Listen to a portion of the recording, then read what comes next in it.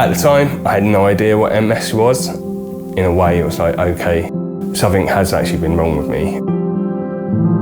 12 months ago, I actually started to develop tiredness and constant pain in the legs. The MS has actually affected me quite a lot in regards to having time off, whether it's to do with my actual MS or my mental health.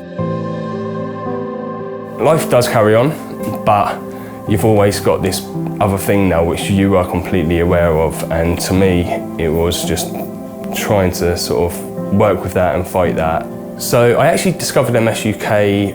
I noticed that compared to any other charity in which I was coming across, rather than looking in the research and the medication, it was more how we can make the individual's life better.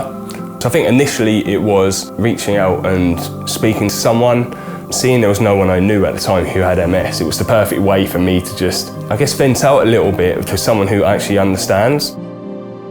Another one of the services which I've always used literally straight from diagnosis was the bi-monthly magazine, which I think is really good sort of thing because it brings me a lot of information which it's really good to see, but then it's also really good to see all the positive stories I would never normally see or be able to read up on. You can tell instantly just from meeting and speaking to the people, it is a charity you want to be involved in.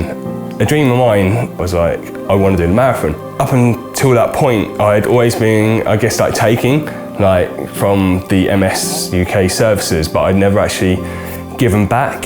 So I thought I would contact every other thing I'd been involved in and just be like, hey, I'm doing a marathon, I'm doing it for MS UK. My reason why is I have MS. I don't think I'm going to be sprinting, but I have got that determination to make sure I do finish it. MS UK have done a lot for me. The charity has given me a glimmer of hope. There are always going to be more people who are going to get diagnosed with MS every single day. People are able to donate and just ensure that the services do carry on going forward. For the future, it will just be perfect. My mental health, since I've been diagnosed, has been quite bad. And the mindfulness stuff which I did with MS UK was just brilliant, and it completely took me out of the dip I was in.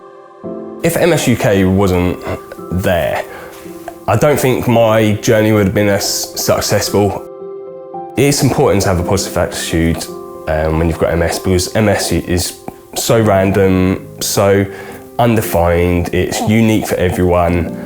If anything ever did progress MS-wise, maybe in like 10 years I wasn't exactly the same person who I am now, I do know that MS UK would be there to help me for the rest of my life.